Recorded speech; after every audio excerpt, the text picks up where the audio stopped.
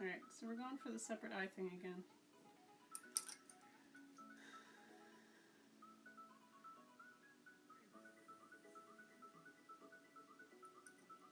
I've had a lot of discussions about that, Ellen. Just the idea that it's okay to be home a little more, kind of. You know what I mean? Like, it's okay to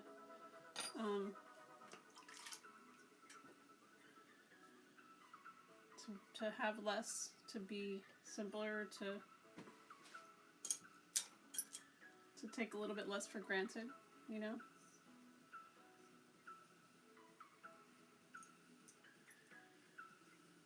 I think there's a lot of things that we're learning. So I agree with you. I don't think we need to go back to being the same. I think that if we live like this to a certain extent, then we need to work out something for like the kids. I feel like the only ones that are really struggling are my kids, which kids are usually pretty freaking resilient. Like, they can deal, they can adjust. If we took forward some of the appreciation we have developed for little things and left behind, yep, I totally agree. I mean, I'm a little bit obsessed with not wasting. You can ask my kids. They know all about how mom doesn't like waste. And I love like the fact that people are learning to stay home and garden or read a book or do a puzzle, like kind of like getting back to old times. But I really think that like kids right now, they're either becoming a little bit like shut in mentally, or they're just gonna sit at home and be game addicts, you know, like, because I mean, I can only speak about teenagers because that's what I have, but like, you know, if they're stuck at home and mom and dad are still working or doing, they're just gonna get stuck into games and not do or not. I don't know. I feel like my kids need to get out and run around and be not afraid to run around.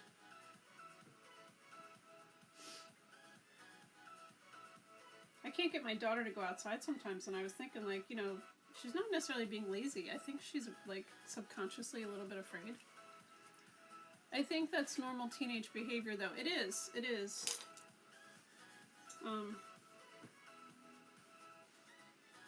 But it's hard to discourage that normal teenage behavior when they have an excuse to not go out, you know? And there's nowhere to go. It's not like we can be like, all right, in order to get you out of the house, let's go meet your friends somewhere and do something, you know? And we can't even do that now. But I'm not, it's all good. Let's,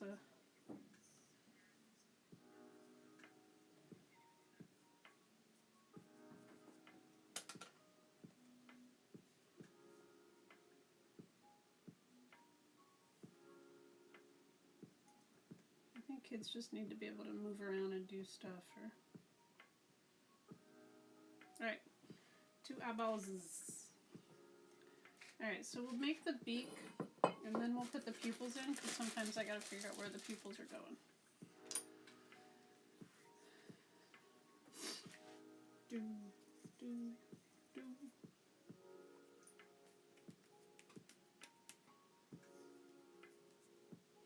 So I have 2, 4, 6, 8.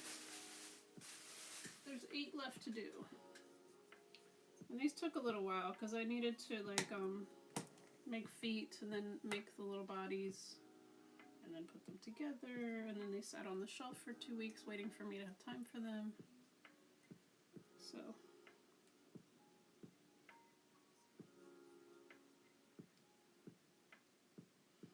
I watched like 5 episodes. Actually, I didn't. I watched one really long episode of my Time Team show that I'm addicted to today. I watched, they have these specials. So it's not their normal episode where they're trying to do like an archaeological dig in 3 days. It's, like they're either joining another archaeological team and doing something giant, or they're allowing themselves more than the normal 3 days to do something. And I actually enjoy this more. But I found out today I was really sad. One of the main actors in it, or not actor, the archaeological people, Nick, that he passed away a while ago. That was kind of sad. Alright, so we're going to stick this guy here. I don't necessarily want his beak poking up in the air, so we're going to cut this to fit differently. That's a little better. And then we'll bend his beak. Give it a little hook, which is cute.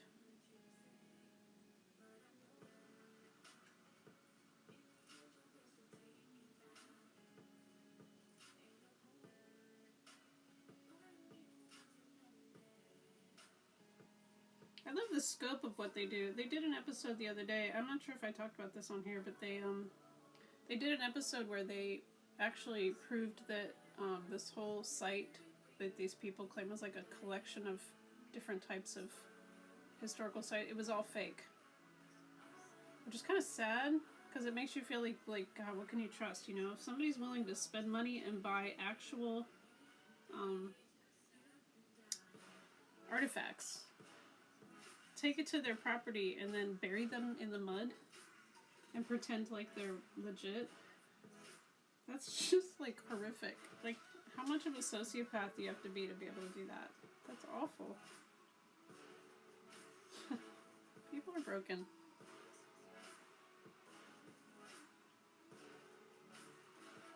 But at the end of the episode, they were saying that people do this. They do it because if you can get an artifact, put it on your site or on your property, and then it gets dug up, then it can become more valuable because it's like out of place and out of time, or something's weird about it, and so therefore you're like increasing its value. I don't know. Sounds awful.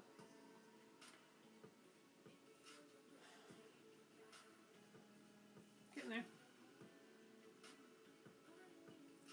Alright, the trick is to dry them out.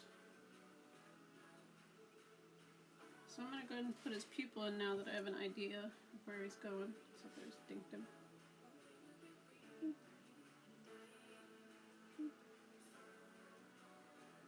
Alright. They're a little crooked. That's good.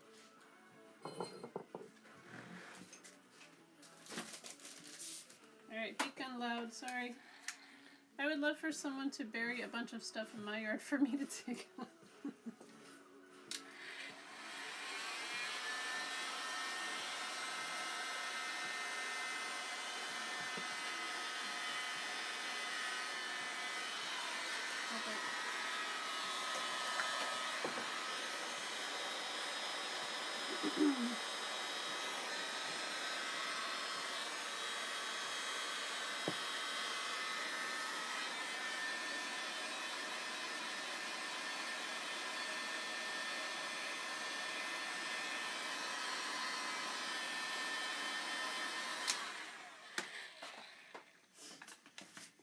There so I don't burn myself,